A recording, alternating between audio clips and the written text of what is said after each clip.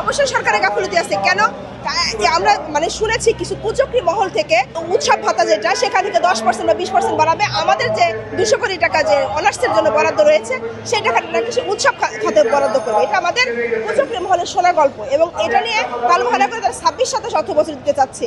সঠিক কথা তো সরকার বলে না যে কি কারণে আমাদের জন্য এটা দিবে না বা এখন দিবে না, কোনো স্পষ্ট করে কথা বলে না।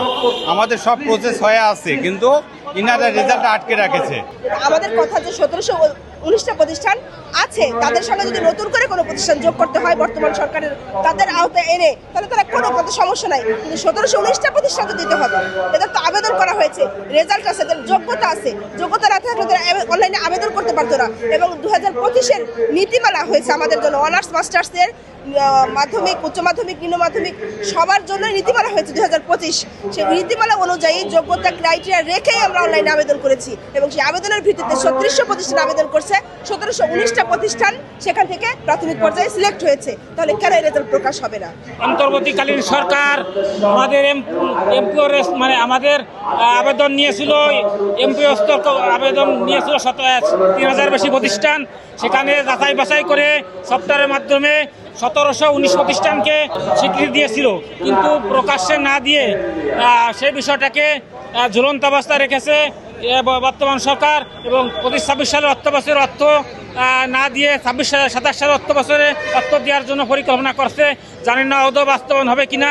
মূল দাবি হচ্ছে অনার্স মাস্টার্স এবং স্কুল কলেজ এমপিওর জন্য দাবি, যেটা বিগত সরকারের আমলে অন্তর্বর্তী সরকারের আমলে আবেদন নিয়েছে, বাট সেই আবেদনের স্তর এমপিওর রেজাল্ট এখনো হয়নি। কুচক্রী মহল হয়তো কাজ করছে, আমাদের এমপিও রেজাল্ট দেওয়ার কথা ছিল, কিন্তু কোনো কুচক্রী মহল আমাদের সেই বিষয়টাকে বাধাগ্রস্ত করছে এবং বিভিন্ন দুর্নীতির অভিযোগ করছে, কিন্তু আসলে কোনো দুর্নীতি হয় নাই এখানে। আপনাদের মাধ্যমে আমরা জানাইতে চাই শিক্ষামন্ত্রী, প্রধানমন্ত্রী এবং যারা আছেন তারা যেন আমাদের এটা অতি দ্রুত 25-26 অর্থ বছরের মধ্যেই আমাদের এমপির ব্যবস্থা করে দেন। হ্যাঁ, যদি অর্থ মন্ত্রণালয়ে অর্থের অভাব থাকে তাহলে আমাদের বেতন পরে হোক, তবে আমাদের এমপিওটা এটা কার্যকরী হোক যে আমরা এমপিওর ভুক্তির আওতার মধ্যে আসি, বেতন আমাদের 6 মাস পরে দিই, তাতে আমাদের সমস্যা নেই।